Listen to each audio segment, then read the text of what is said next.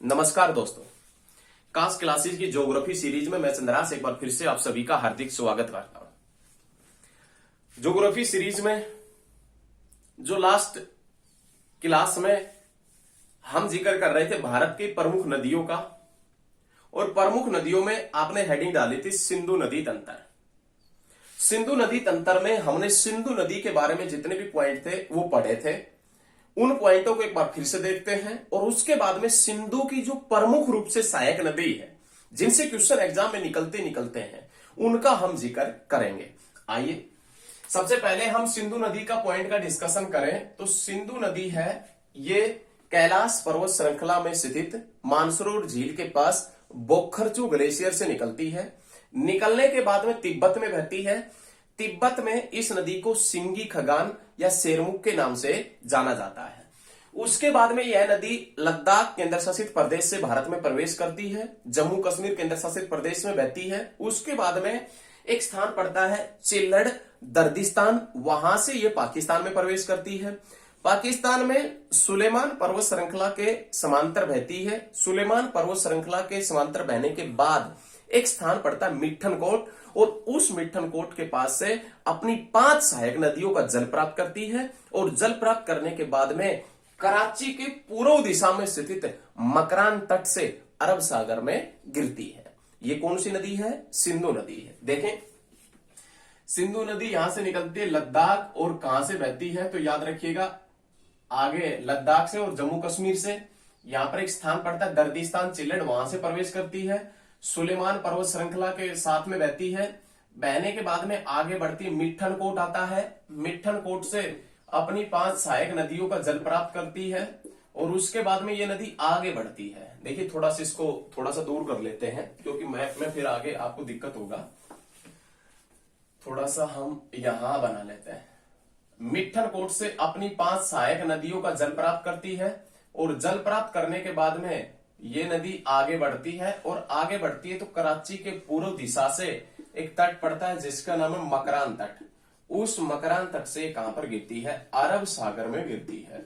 ये तो हमने जिक्र किया था पिछली वीडियो के अंदर। यदि आपने ये नहीं देखा है तो आप पिछली वीडियो अवश्य देखें, क्योंकि वो भी बहुत बेहतरीन है। अब हम पढ़ेंगे इसकी जो सहायक नदियां हैं। सबसे पहले हम देखेंगे जो सहायक नदियां हैं। किसकी सहायक नदियां? तो आप याद रखिएगा सहायक नदी जिसमें नाम आता है सिंधु की सहायक। और सिंधु की जो सहायक नदी है उसमें सबसे पहला नाम आता है झेलम का। भाई झेलम का जो फर्स्ट क्वेश्चन ये बनता है कि झेलम का दूसरा नाम क्या है, या झेलम को अन्य किस नाम से जानते हैं? तो याद रखिएगा झेलम जो है इसको अन्य किस नाम से जानते हैं? तो याद रखिएगा झेलम को वितस्ता के नाम से जाना जाता है। याद रखिएगा झेलम को किस नाम से जानते हैं? वितस्ता के नाम से जाना जाता है। झेलम का दूसरा नाम क्या है? वितस्ता है। ये आपने याद रखना। ये क्वेश्चन एसएससी रिपीट कर लेती है, पूछ लेती है कि झेलम का ऋग्वेदिक कालीन नाम क्या है? तो झेलम का जो ऋग्वेदिक कालीन नाम है वो वितस्ता है। अब क्वेश्चन ये निकलता है, अब क्वेश्चन ये बनेगा कि झेलम नदी कहां से निकलती है? तो झेलम नदी जम्मू कश्मीर के अंदर यहां पर एक झील पड़ती है, और उस झील का नाम है बेरीनाग झील। देखिए बहुत गहराई से आप समझिएगा, बहुत गहराई से मैप के ऊपर अच्छे तरीके से समझते हुए चलिएगा, किसी प्रकार का कोई दिक्कत आपको होगा नहीं। जम्मू कश्मीर के अंदर एक झील पड़ती है जिसका नाम है बेरीनाग झील। उस बेरीनाग झील से एक नदी निकलती है जिसका नाम है झेलम नदी। बेरीनाग झील जो पड़ती है वर्तमान में तो लद्दाख केंद्र शासित प्रदेश में हो गई, पहले जम्मू कश्मीर के अंदर थी। उसके बाद में बेरीनाग झील से निकलने के बाद में ये आगे बढ़ती है, तो आगे जब बढ़ती है तो इसके ऊपर एक शहर पड़ता है जिसका नाम है श्रीनगर। श्रीनगर शहर पड़ता है कौन सी नदी के ऊपर? झेलम नदी के ऊपर। उसके बाद में ये आगे बढ़ती है, और आगे बढ़ती है तो यहां पर भारत की सबसे बड़ी मीठे पानी की झील पड़ती है जिसका नाम है वुल्लर झील। भारत की सबसे बड़ी मीठे पानी की झील पड़ती है झेलम नदी के ऊपर। और उसके बाद में झेलम नदी आगे बढ़ती है, और आगे बढ़ती है तो ये भारत और पाकिस्तान की सीमा पर बहती है। देख रहे हैं ये जो क्षेत्र है ना, इस क्षेत्र के अंदर ये भारत और पाकिस्तान की सीमा पर बहती है। झेलम नदी निकली कहां से थी? तो आपने याद रखना है बेरीनाग झील से। बेरीनाग झील जो जम्मू कश्मीर के अंदर लद्दाख यूनियन टेरिटरी के अंदर पड़ती है, और उससे निकलने के बाद में झेलम नदी आगे बढ़ी तो सबसे पहले श्रीनगर शहर आया, और श्रीनगर से जैसे ही आगे बढ़ी तो वुलर झील आई। क्वेश्चन किस प्रकार से नोट करना है वो भी हम आपको बताएंगे। उसके बाद में ये आगे बढ़ती है, और जैसे ही आगे बढ़ती तो ये पीओके में प्रवेश कर जाती है, और पीओके के अंदर एक शहर पड़ता है जिसका नाम है मुजफ्फराबाद। पीओके के मुजफ्फराबाद से और कहा जम्मू कश्मीर के मंगला तक, पीओके के मुजफ्फराबाद से जम्मू कश्मीर के मंगला तक यह नदी भारत और पाकिस्तान की सीमा पर बहती है। क्वेश्चन एग्जाम में यह भी बन जाएगा कि सिंधु की एकमात्र सहायक नदी, सिंधु की एकमात्र सहायक नदी जो भारत और पाकिस्तान की सीमा पर बहती है, या सिंधु की एकमात्र सहायक नदी जो भारत और पाकिस्तान के बीच में सीमा रेखा का कार्य करती है, तो कौन सी नदी आएगा? झेलम नदी आएगा। तो ये याद रखिएगा। उसके बाद में ये झेलम नदी सीमा पर बहती हुई आगे बढ़ती है, और आगे जब बढ़ती है तो पाकिस्तान में प्रवेश कर जाती है। अब इसको यहीं पर रोक दीजिए। झेलम नदी पाकिस्तान में प्रवेश कर गई। ये झेलम किस नदी की सहायक है? तो आपने याद रखना है चेनाब। इसके नीचे एक नदी बहती है जिसका नाम है चेनाब नदी, उस चेनाब की सहायक है। चेनाब की सहायक है, चेनाब की सहायक है कौन सी? तो आपने याद रखना है झेलम नदी चेनाब की सहायक है। लेकिन आप याद रखिएगा झेलम चेनाब की सहायक है, चेनाब सतलुज की सहायक है, वो भी हम डिस्कशन बहुत जल्द करने वाले हैं। कोई भी पॉइंट आपका छूटने नहीं देंगे। देखें, झेलम की सहायक नदियों का पॉइंट का जिक्र करें, सहायक नदियां, तो झेलम की सहायक नदी है उसमें नाम आता है किशन गंगा। झेलम की सहायक नदी है उसका नाम क्या है? किशन गंगा। और ये किशन गंगा पीओके के क्षेत्र से बहती हुई आती है, पीओके के क्षेत्र से, और इसमें आकर मिलती है किसमें? झेलम में। झेलम नदी को पाकिस्तान में, झेलम नदी को पाकिस्तान में किस नाम से जानते हैं? नीलम के नाम से। ये आपने याद रखना है। झेलम नदी को पाकिस्तान में किस नाम से जानते हैं? नीलम के नाम से। और याद रखिएगा झेलम और किशन गंगा की संयुक्त जलधारा को किस नाम से जाना जाता है? झेलम और नीलम के नाम से पाकिस्तान में जानते हैं। याद रखिएगा इसकी जो सहायक नदी है वो कौन सी? किशन गंगा। अब क्वेश्चन किस प्रकार से नोट करना है वो देखें। सबसे पहले आपने लिखना है झेलम नदी जम्मू कश्मीर में स्थित वेरीनाग झील से निकलती है। ये बस नोट करना है, बस आपको समझाने का ये तरीका था, वरना नोट आपने ये करना है। जम्मू कश्मीर में स्थित वेरीनाग झील से निकलती है। श्रीनगर और वुलर झील झेलम नदी के किनारे जम्मू कश्मीर के अंदर है। भारत की सबसे बड़ी मीठे पानी की झील है कौन सी? वुलर झील। इसकी सहायक नदी है वो कौन सी? किशन गंगा। और किशन गंगा और झेलम की संयुक्त जलधारा को पाकिस्तान में झेलम और नीलम के नाम से जाना जाता है। ये भी आपने नोट करना है। उसके बाद में नोट करना है कि झेलम जो है, ये झेलम किसकी सहायक है? कौन सी नदी की सहायक नदी है? चेनाब की सहायक नदी है कौन सी? झेलम। और उसके बाद में जो सबसे इंपॉर्टेंट पॉइंट आता है वो आता है झेलम के ऊपर दो बांध पड़ते हैं। जम्मू कश्मीर के अंदर झेलम नदी के ऊपर दो बांध पड़ते हैं जिसमें नाम आता है तुलबुल बांध परियोजना, तुलबुल बांध परियोजना और किशन गंगा जल विद्युत परियोजना। किशन गंगा जल विद्युत परियोजना और तुलबुल बांध परियोजना है, ये कौन सी नदी के ऊपर पड़ते हैं? तो आप याद रखिएगा झेलम नदी के ऊपर। और उसके बाद में जो थर्ड है उरी बांध परियोजना, वो भी कौन सी नदी के ऊपर पड़ता है? झेलम के ऊपर।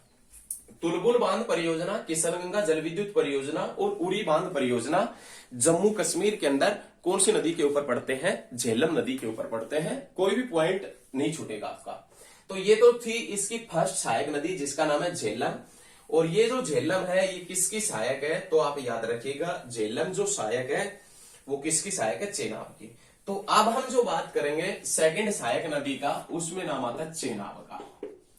चेनाब जिसका दूसरा क्या नाम है? अस्किनी। देखिए दूसरा नाम अवश्य लिखे, यहां से क्वेश्चन पूछेगा दिल्ली पुलिस में आएगा क्वेश्चन। और दिल्ली पुलिस का एग्जाम कौन लेगा? एसएससी लेगा। जो ये नदी है कौन सी? चेनाब। चेनाब नदी जो है, इस चेनाब का दूसरा नाम क्या है? अस्किनी। ये क्वेश्चन आपने हिस्ट्री के अंदर इतिहास में भी पढ़ा होगा। ऋग्वैदिक नदियों के नाम है ना, उनमें नाम आता है इनका। ये पूछेगा चेनाब का ऋग्वैदिक कालीन नाम क्या है? तो आप बताएंगे अस्किनी।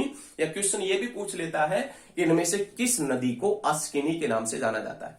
इनमें से किस नदी को अस्किनी के नाम से जानते हैं? तो तुरंत आपका आंसर होगा चेनाब नदी। चेनाब नदी कहां से निकलती है, कहां कहां पर बहती है, और क्या क्या इसका रूप है, क्या क्या इसके क्वेश्चन बनते हैं वो देखें। भाई हिमाचल प्रदेश के अंदर एक दर्रा पड़ता है जिसका नाम है बारालाचा दर्रा। हिमाचल प्रदेश में यहां पर एक दर्रा पड़ता है जिसका नाम है बारालाचा दर्रा। बारालाचा दर्रा। अब दर्रा होता क्या है? पहाड़ी या पर्वतीय क्षेत्रों के बीच, पहाड़ी या पर्वतीय क्षेत्रों के बीच, पहाड़ी या पर्वतीय क्षेत्रों के बीच आवागमन का प्राकृतिक रास्ता, आवागमन का प्राकृतिक रास्ता किस नाम से जाना जाता है? दर्रे के नाम से। ऐसा ही एक दर्रा पड़ता है बारालाचा दर्रा हिमाचल प्रदेश में। इस बारालाचा दर्रा जो हिमाचल प्रदेश के अंदर पड़ता है, इस बारालाचा दर्रा के दोनों तरफ से, बारालाचा दर्रा है, इसके दोनों तरफ से दो जलधारा निकलती है। दोनों तरफ से, बारालाचा दर्रा के दोनों तरफ से दो जलधारा निकलती है। एक का नाम है चंदर और दूसरी जलधारा का नाम है भागा। चंदर जो जलधारा निकलती है हिमाचल प्रदेश में, यह एक ग्लेशियर से निकलती है। चंदर जो जलधारा है यह ग्लेशियर से निकलती है और यह एक चश्मे से निकलती है। एक पहाड़ी ढलान के ऊपर से पानी गिरता रहता है, उस चश्मे से भागा जलधारा निकलती है और ग्लेशियर से निकलती है चंदर जलधारा। बारालाचा दर्रे के दोनों तरफ से दो जलधारा निकलती है, एक चंदर और एक भागा। चंदर जो जलधारा है वो ग्लेशियर से निकलती है और भागा जो जलधारा है वो एक चश्मे से निकलती है, एक झरने से निकलती है। चंदर और भागा ये जलधारा संयुक्त रूप से कहां पर मिलती है? यहां से दो जलधारा निकली हिमाचल प्रदेश से, ये दोनों जलधारा संयुक्त रूप से कहां पर मिलती है? तो हिमाचल प्रदेश के अंदर एक कैलांग शहर पड़ता है। हिमाचल प्रदेश के अंदर कैलांग कस्बे के निकट, कैलांग कस्बे के निकट में तांडी नामक स्थान पर, तांडी एक स्थान पड़ता है और वो तांडी नामक स्थान कौन से कस्बे के निकट पड़ता है? कैलांग। हिमाचल प्रदेश के कैलांग कस्बे के निकट तांडी नामक स्थान पर ये दोनों जलधारा संयुक्त रूप से मिलती है। और जब संयुक्त रूप से मिलती है तो इनका संयुक्त रूप किस नाम से जाना जाता है? चंद्रभागा के नाम से। और इसी चंद्रभागा को किस नाम से जानते हैं? चेनाब के नाम से जाना जाता है। याद रखिएगा, चेनाब नदी का क्वेश्चन ये पूछेगा कि चेनाब को अन्य किस नाम से जाना जाता है, तो अश्किनी तो आएगा ही आएगा और दूसरा नाम चंद्रभागा के नाम से भी जाना जाता है। चंद्रभागा से चेनाब कैसे बनी, इन सभी का डिस्कशन हमने किया है। यहां से ये आपस में मिलती है, उसके बाद में आगे बढ़ती है और जब आगे बढ़ती है तो जम्मू कश्मीर में प्रवेश करती है, जम्मू कश्मीर से जाती है पाकिस्तान में और पाकिस्तान में जब आगे बढ़ती है तो एक स्थान पड़ता है। पाकिस्तान में जब यह नदी आगे बढ़ती है तो एक स्थान पड़ता है जिसका नाम है झांग। जिसका नाम क्या है? झांग, जिसे तिरमू के नाम से भी जानते हैं। तिरमू और झांग एक स्थान पड़ता है पाकिस्तान में। उस झांग के निकट से ये झेलम नदी का जल उठाती है। उस झांग के निकट से ये झेलम नदी का जल उठाती है। मतलब झेलम नदी है ये चेनाब में कहां पर मिलती है? तो झांग तिरमू पाकिस्तान के अंदर मिलती है। या चेनाब नदी झेलम नदी का जल कौन से स्थान से उठाती है? झांग तिरमू के पास से ये अपना जल उठाती है। लेकिन ये जो चेनाब नदी है, इस चेनाब नदी के ऊपर भारत की प्रमुख जल विद्युत परियोजनाएं हैं। भारत की प्रमुख जल विद्युत परियोजना जिसमें नाम आता है दुलहस्ती बांध परियोजना। दुलहस्ती बांध परियोजना, दुलहस्ती बांध परियोजना। उसके बाद में नाम आता है बगलीहार, बगलीहार बांध परियोजना। उसके बाद में नाम आता है सलाल बांध परियोजना। उसके बाद में नाम आता है बुरसर, बुरसर बांध परियोजना। आपने याद रखना है, ये नीचे वाला नहीं दिख रहा है तो फिर से एक बार बता देते हैं। बुरसर, बुरसर, बुरसर बांध परियोजना है। चार प्रमुख परियोजनाएं पड़ती है। कौन सी नदी के ऊपर पड़ती है? तो आपने याद रखना चेनाब नदी के ऊपर, जिसमें नाम आता, ये दलाल नहीं वही सलाल है, जिसमें सलाल बांध परियोजना, बगलीहार बांध परियोजना, दुलहस्ती बांध परियोजना और बुरसर बांध परियोजना चेनाब नदी के ऊपर पड़ती है। और ये चारों परियोजनाएं हैं, ये कौन से स्टेट के अंदर है? जम्मू कश्मीर के अंदर है। बुरसर बांध परियोजना, दुलहस्ती बांध परियोजना, बगलीहार बांध परियोजना और सलाल बांध परियोजना चेनाब नदी जम्मू कश्मीर। चेनाब नदी का और कोई क्वेश्चन नहीं बचा है। याद रखिएगा, चेनाब की जो सहायक है उसमें नाम आता है झेलम का। और झेलम चेनाब में कहां पर मिलती है ये भी हम बता चुके हैं। झांग तिरमू के पास में ये चेनाब के अंदर मिलती है। तो ये तो था सिंधु की जो सेकंड सहायक नदी है चेनाब, उसका। अब नेक्स्ट क्वेश्चन देखें। ये क्वेश्चन आप साथ के साथ में नोट करते रहे, साथ के साथ में नोट करेंगे तो आपको बेहतरीन होगा, आपके लिए बेहतरीन होगा, एक टाइम में आप बेहतरीन कदम उठा पाएंगे। उसके बाद में नेक्स्ट देखें, जो थर्ड सहायक नदी है उसमें नाम आता है रावी।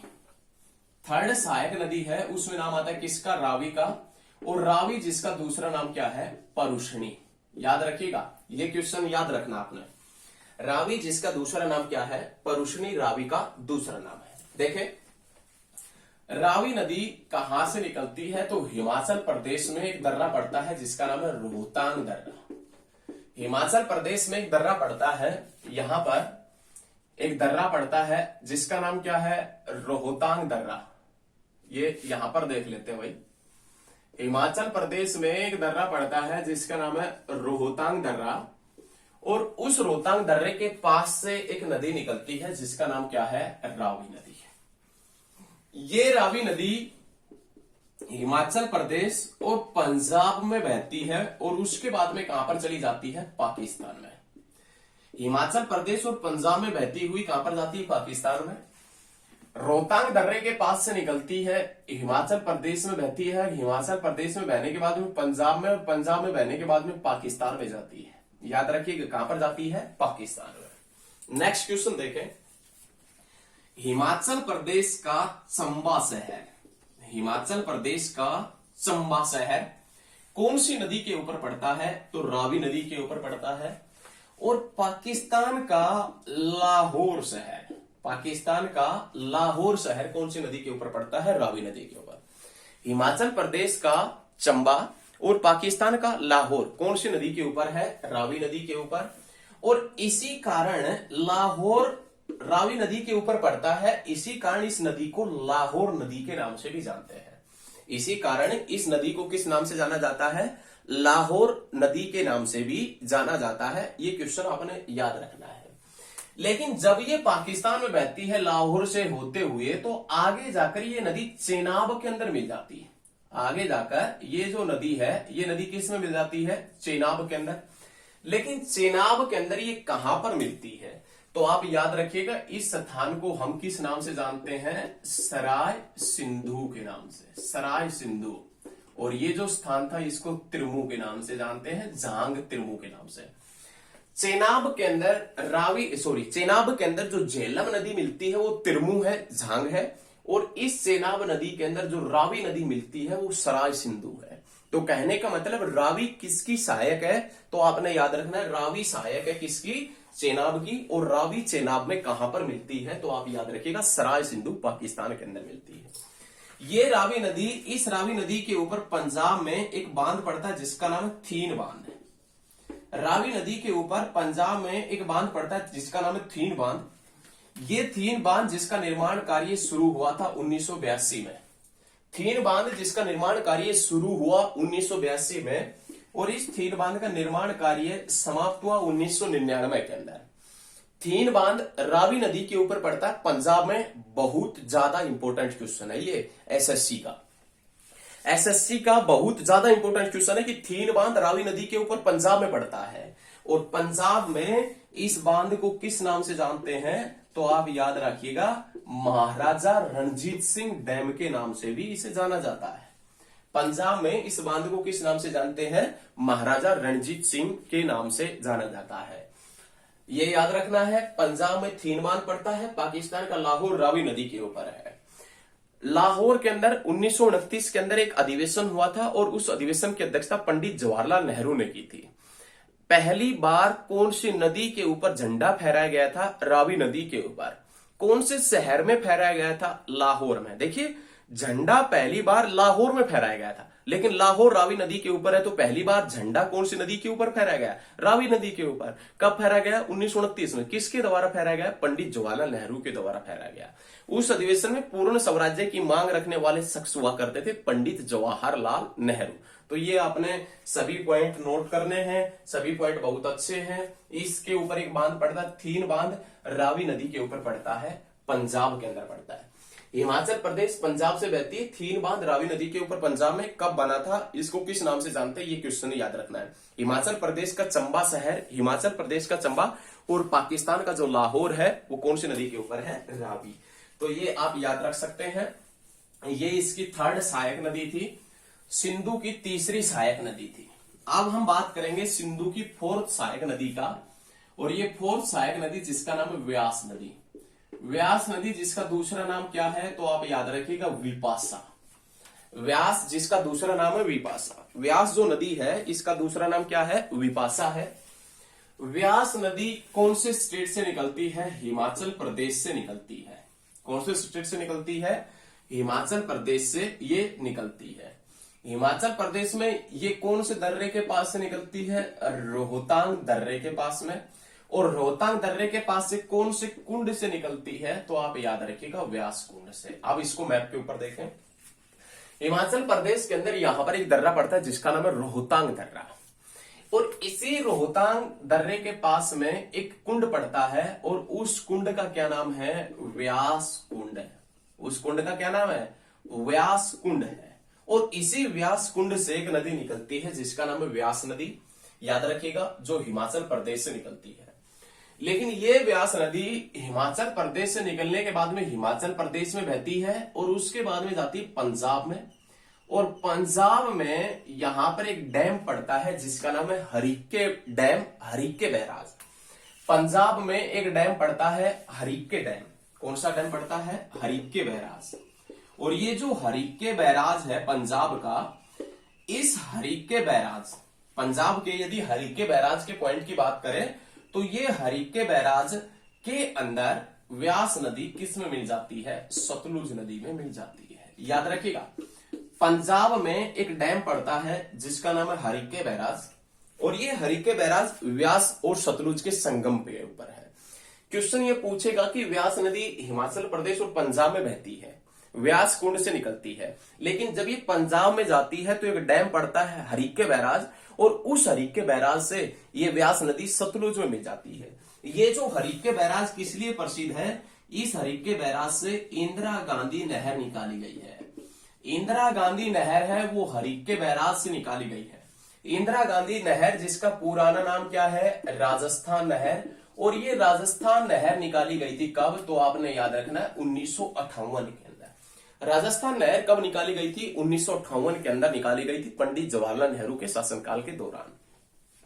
राजस्थान नहर जिसे वर्तमान में किस नाम से जानते, इंदिरा गांधी नहर। और राजस्थान नहर परियोजना का, राजस्थान नहर परियोजना का नाम इंदिरा गांधी नहर परियोजना कब पड़ा, राजस्थान नहर परियोजना का नाम इंदिरा गांधी नहर परियोजना पड़ा था 1984 के अंदर। राजस्थान नहर परियोजना का नाम इंदिरा गांधी नहर परियोजना कब पड़ा, 1984 के अंदर पड़ा। राजस्थान की मरुगंगा, राजस्थान की मरुगंगा के नाम से, मरुगंगा के नाम से, किस नाम से, राजस्थान की मरुगंगा के नाम से किस नहर को जानते हैं, राजस्थान नहर या इंदिरा गांधी नहर, जो हरिक्के बैराज से निकाली गई। और हरिक्के बैराज में व्यास और सतलुज का संगम है। हम कह सकते हैं कि व्यास नदी है वो सतलुज नदी में मिलती है, हरिक्के बैराज पंजाब के अंदर। इसी व्यास नदी के ऊपर पंजाब में, सॉरी हिमाचल प्रदेश में, इस व्यास नदी के ऊपर हिमाचल प्रदेश में, व्यास नदी के ऊपर हिमाचल प्रदेश में एक बांध पड़ता है जिसका नाम है पोंग बांध। हिमाचल प्रदेश में एक बांध पड़ता है जिसका नाम क्या है, पोंग बांध। और ये पोंग बांध जो हिमाचल प्रदेश में पड़ता है व्यास नदी के ऊपर, थीन बांध रावी नदी पंजाब और पोंग बांध व्यास नदी हिमाचल प्रदेश। बहुत ज्यादा इंपॉर्टेंट है, बहुत ज्यादा इंपॉर्टेंट है, याद रखिएगा। पोंग बांध व्यास नदी हिमाचल प्रदेश, लेकिन हिमाचल प्रदेश में इसे महाराणा प्रताप डैम के नाम से भी जानते हैं, महाराणा प्रताप डैम के नाम से भी जाना जाता है। पोंग बांध व्यास नदी हिमाचल प्रदेश, और हिमाचल प्रदेश में इस डैम को महाराणा प्रताप डैम के नाम से भी जानते हैं। आपने ये क्वेश्चन बहुत अच्छे तरीके से, सुशासन तरीके से, सुदृढ़ तरीके से याद रखना है। तो ये इसकी फोर्थ सहायक नदी थी, किसकी, तो आपने याद रखना है फोर्थ सहायक नदी थी सिंधु की। और अब जो फिफ्थ और लास्ट जो सहायक नदियां है उसमें नाम आता है, किसका नाम आता है, तो आप याद रखिएगा सतलुज नदी का। सतलुज ये सिंधु की 5वीं सहायक नदी है। सतलुज नदी को पहले किस नाम से जानते थे, सतुद्री, या सतलुज नदी का दूसरा नाम क्या है, सतुद्री। ये आपने याद रखना, बहुत अच्छा क्वेश्चन है। क्वेश्चन ये पूछ सकता है कि इनमें से कौन सी नदी को सतुद्री के नाम से जानते हैं। तो याद रखिएगा सतलुज को अन्य किस नाम से जाना जाता है, सतुद्री के नाम से। सतलुज नदी कहां से निकलती है वो देखें भाई, तिब्बत में स्थित कैलाश पर्वत श्रृंखला, लद्दाख पर्वत श्रृंखला, जिसे तिब्बत में किस नाम से जानते हैं, कैलाश पर्वत। और उसी कैलाश पर्वत के अंदर आप देख रहे हैं ये झील पड़ती है जिसका नाम है मानसरोवर झील। इसी मानसरोवर झील के पास में एक झील पड़ती है जिसका नाम है राकसताल झील। मानसरोवर झील के पास में एक झील पड़ती है जिसका नाम है राकसताल झील, और उस राकसताल झील से एक नदी निकलती है जिसका नाम है सतलुज नदी, जिसका नाम है राकसताल झील से ये नदी निकलती है और उसके बाद में तिब्बत से बहती हुई हिमाचल प्रदेश से ये भारत में प्रवेश करती है। हिमाचल प्रदेश में यहां पर एक दर्रा पड़ता है जिसका नाम है शिवकिला दर्रा। हिमाचल प्रदेश के अंदर एक दर्रा पड़ता है जिसका नाम है शिवकिला दर्रा। उस शिवकिले दर्रे से सतलुज नदी भारत में प्रवेश करती है। शिवकिले दर्रे से प्रवेश करने के बाद में जब ये नदी आगे बढ़ती है तो इसकी एक छोटी सहायक नदी आकर मिलती है जिसका नाम है सपीति। सपीति किसकी सहायक नदी है, तो आप याद रखिएगा सतलुज की। उसके बाद में ये नदी हिमाचल प्रदेश और हिमाचल प्रदेश से पंजाब और पंजाब से कहां पर जाती है, तो याद रखिएगा पाकिस्तान। और पाकिस्तान में जाकर अपनी सहायक नदी चेनाब का जल उठाती है और चेनाब का जल उठाने के बाद में ये नदी मिठन कोट के पास में जाकर किस में मिल जाती है, तो आप याद रखिएगा ये मिठन कोट है भाई, मिठन कोट के पास में जाकर किस में मिल जाती है, सिंधु नदी में मिल जाती है। एक बार फिर से समझेंगे आराम से धीरे से। सतलुज नदी निकलती कहां से है, राकसताल झील जो कहां पर पड़ती है, तिब्बत के अंदर, वहां से निकली। सतलुज नदी ने भारत में कौन से दर्रे से प्रवेश किया, तो यहां पर एक दर्रा पड़ता है जिसका नाम कौन सा है, शिवकिला दर्रा, जो कहां पर पड़ता है, हिमाचल प्रदेश में। उस दर्रे से इसने भारत में प्रवेश किया है। कौन सी नदी ने, सतलुज ने। उसके बाद में सतलुज नदी के ऊपर हरिक्के बैराज आया और उस हरिक्के बैराज के अंदर व्यास नदी सतलुज में आकर मिल गई। उसके बाद में सतलुज नदी आगे बढ़ी तो इसी सतलुज नदी के ऊपर एक बांध पड़ता है जिसका नाम है बाखड़ा नांगल बांध। बाखड़ा बांध जो पंजाब और हिमाचल प्रदेश की सीमा के ऊपर बना है, पंजाब के रोपड़ डिस्ट्रिक्ट के अंदर है। बाखड़ा बांध जिसका निर्माण कार्य शुरू हुआ 1948 में और जिसका निर्माण कार्य खत्म हुआ 1962 में और जिसका उद्घाटन हुआ 1963 में और जिसकी ऊंचाई कितना है, तो याद रखिएगा 226 मीटर जिसकी ऊंचाई है। बाखड़ा नांगल बांध है, ये सतलुज नदी के ऊपर पंजाब के रोपड़ में पड़ता है, याद रखिएगा। 1948 में इस बांध का निर्माण कार्य शुरू होता है, 1962 में समाप्त होता है और इस बांध का उद्घाटन 1963 में होता है और इसकी ऊंचाई 226 मीटर है।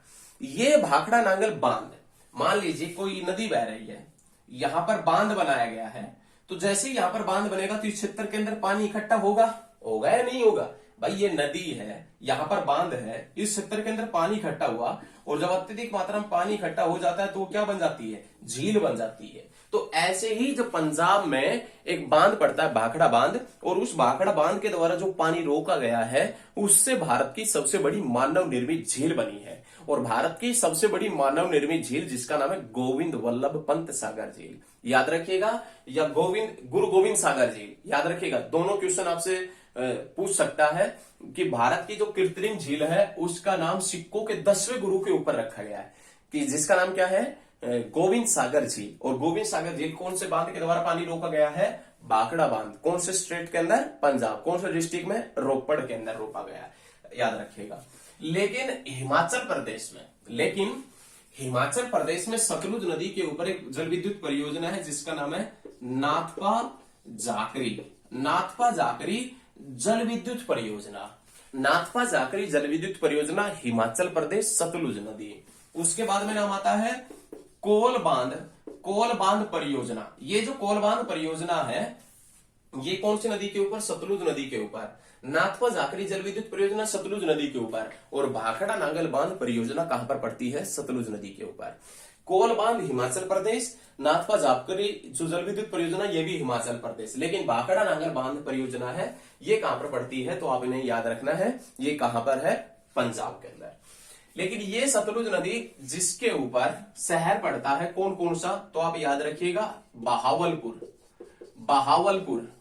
बहावलपुर पाकिस्तान का, और लुधियाना और फिरोजपुर और फिरोजपुर। बहावलपुर पाकिस्तान, लुधियाना और फिरोजपुर पंजाब भारत। ये शहर पड़ते हैं कौन सी नदी के ऊपर? सतलुज नदी के ऊपर। अब ये सभी इनसे संबंधित सभी पॉइंट थे, ये सभी पॉइंट बहुत अच्छे हैं। इन एक बार पॉइंटों को, कौन सी नदी किसकी सहायक है, ये पॉइंट देख ले। और सभी पॉइंट यदि आपको समझ में नहीं आए तो वीडियो को बैक करके देख ले, सभी पॉइंट आपको बैक टू बैक क्लियर हो जाएंगे। देखें, झेलम पूछे किसकी सहायक नदी है? चेनाब की। झेलम चेनाब में कहां पर मिलती है? तिरमू, झांग के निकट। उसके बाद में सेकंड जो नदी है उसमें नाम आता चेनाब। चेनाब किसकी सहायक नदी है? सतलुज की। उसके बाद में थर्ड है रावी। रावी किसकी सहायक है? चेनाब की। और रावी चेनाब में कहां पर मिलती है? सराय सिंधु के पास में। फोर्थ व्यास। व्यास किसकी सहायक है? सतलुज की। और सतलुज सबसे लंबी सहायक है किसकी? सिंधु की। ये क्वेश्चन आपसे पूछेगा। कौन पूछेगा? एग्जामिनर पूछेगा। क्या पूछेगा? हम बताएंगे क्या पूछेगा। ये क्वेश्चन पूछेगा कि सिंधु की सबसे बड़ी सहायक उपनदी कौन सी है, या सिंधु की सबसे बड़ी उपनदी कौन सी? उपनदी मतलब उसकी सहायक नदियों में से सबसे बड़ी कौन सी है? तो याद रखिएगा, सिंधु की सबसे बड़ी सहायक नदी या सिंधु की सबसे बड़ी उपनदी कौन सी है? तो आपने याद रखना है, सिंधु की सबसे बड़ी उपनदी है सतलुज। कौन सी है? सतलज या सतलुज भी पूछ सकता है, तो ये दोनों याद रखिएगा, जिसका दूसरा नाम क्या है? सतुद्री। आशा करते हैं कि ये वीडियो आपको पसंद आया होगा और सिंधु नदी, इंडस रिवर सिस्टम से संबंधित, सिंधु नदी तंत्र से संबंधित सभी पॉइंट आपके क्लियर हुए होंगे। और यदि कोई पॉइंट क्लियर नहीं हुआ है तो कमेंट में आप क्वेश्चन हमारे से पूछिएगा, हम उसका आंसर अवश्य देंगे। धन्यवाद, मिलते हैं नेक्स्ट वीडियो में।